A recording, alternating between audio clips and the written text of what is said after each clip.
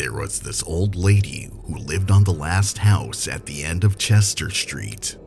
Every Wednesday night, like clockwork, she would order the same pepperoni and mushroom pizza from the pizzeria I worked for. It was an ordinary routine, or so I thought, until that fateful night that sent chills down my spine. As the sun began to set, casting darkness over the quiet neighborhood, I received a call from the old lady herself. Her frail voice trembled as she placed her usual order, confirming the address I knew so well. I've delivered to her house a few times already, and I reassured myself that it was just another ordinary delivery. Oh, how wrong I was. I arrived at the old lady's house, the last house on Chester Street. This home has definitely seen better days. The paint was faded, and the windows were covered with heavy curtains that blocked any view inside. The routine was, I would ring the doorbell, which she would shout a thank you from inside her house. I would leave her pizza by the front door, and there would usually be a $2 or $3 tip in between the screen door. As I approached the front door, I noticed something different. There were people inside, all of them looking sad. Many of them were crying, the cries getting louder as I got closer. I couldn't help but feel a knot tighten in my stomach as I rang the doorbell, unsure of what was going on. The door creaked open, revealing a middle-aged man who seemed like he had just finished crying. His eyes were bloodshot, and his voice quivered as he spoke. I mustered up the courage to ask him about the old lady, my voice barely above a whisper. Excuse me, sir, but I have a pizza delivery for the old lady. Is she here? The man's face turned pale, his expression a mixture of confusion and disbelief. He looked at me, his eyes filled with sorrow, and said, That's impossible. My mother passed away this morning. A chill ran down my spine, and I felt an overwhelming sense of unease. How could this be? I had just spoken to her on the phone not an hour ago. She sounded like her usual self when I took her order. My heart was overcome with fear as I stumbled back, mumbling apologies to the man. I handed him the pizza, my hand shaking uncontrollably. He accepted it without a word, his gaze a distant one. As I made my way back to the car, a tidal wave of emotions ran through me. Confusion, dread, and shock that I had just witnessed something in the realm of the paranormal. I left the old lady's house in disbelief. I was deep in thought on the drive back to the pizzeria. Who was I speaking to over the phone, and how was she able to make the call if she supposedly died that morning? Unanswered questions piling up in my mind, leaving me on edge and paranoid. Arriving at the pizzeria, I tried to explain what happened to my manager, but I was still in shock that the words didn't come out right.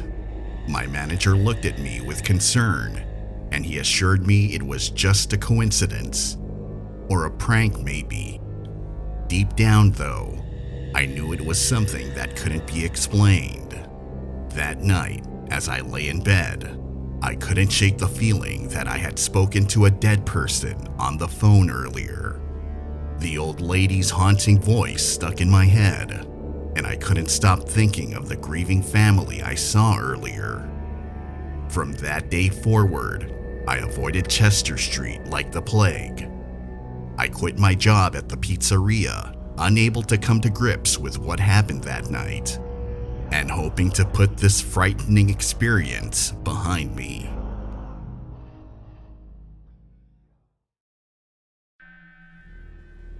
So there I was, working my last delivery of the night as a DoorDash driver, It was way past midnight, and I was ready to call it a night and head home. I was just sitting in my car, waiting for that one final order to come through. Then it happened. A notification popped up on my phone, and I saw that the order was just down the street from where I lived. Perfect. I accepted it without hesitation, knowing that I wouldn't have any trouble going home afterward. I swung by the restaurant, picked up the bag of food, and made my way to the customer's house. As I pulled up to the front door, I knocked, but there was no answer. I thought maybe they hadn't heard me, so I was about to place the bag of food down in front of the door when something caught my eye. There was a small side window next to the door, and out of curiosity, I looked inside. And that's when I saw him, a man sitting on his sofa, just staring forward. It was a bit strange, but I figured he might not have heard the knock, so I knocked again, a little louder this time. But to my surprise, when I looked through the small window, the man didn't react at all. He was just still sitting there. It gave me an uneasy feeling, and I decided it was best to leave the food on the doorstep. I snapped a quick picture with my phone to confirm the delivery and drove off, heading home. The next day, as I was getting ready to hit the road for deliveries again, I happened to pass by the house where I had delivered the food the night before, and to my confusion, the bag of food was still sitting on the front porch. That struck me as odd because I had seen the man inside when I made the delivery, so why was it still outside? I pulled over, my curiosity getting the better of me. I ran up to the house and knocked on the door, but once again, there was no answer. I peered through the small side window, hoping to see something different this time. My heart sank when I saw the man still sitting on the couch, in the exact same position, only this time, something was horribly wrong. His skin had taken on a grayish-purple tint, and he looked lifeless. It was as if he had died right there, waiting for his food. I immediately called the police, explaining the situation and what I had discovered. They arrived swiftly, and after going inside, they confirmed my worst fear. The man was indeed dead. It sent chills down my spine, realizing that he had placed an order on DoorDash and somehow met his end while waiting for his food on that very couch. That night remains etched in my memory, a chilling reminder of the unexpected and eerie events that can happen during a seemingly ordinary delivery.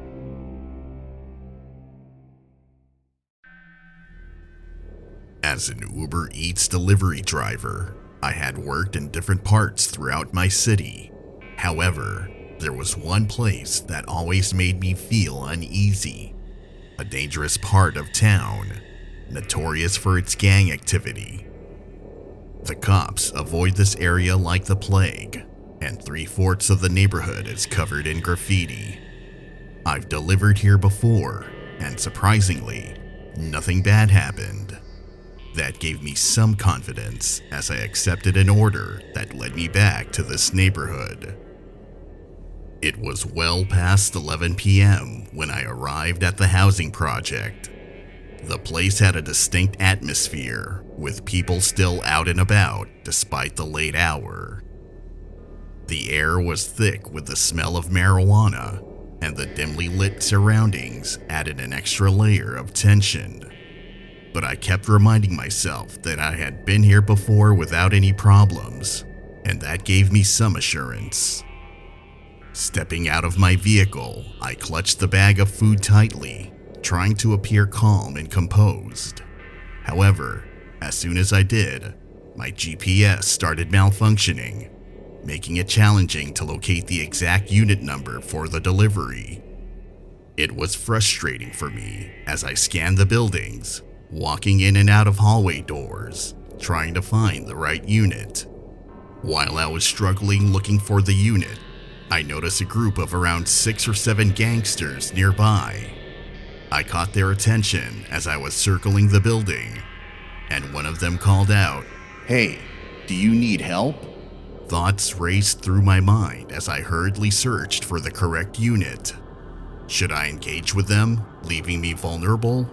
Or should I continue my search and hope they would lose interest? Finally, I was able to locate the unit and drop off the delivery. Stepping back out into the street, I felt a surge of relief. However, it was short-lived. The gangster who had spoken to me grew visibly agitated, feeling disrespected when I ignored him. Panic set in as I made the decision to retreat, sensing the group about to close in on me.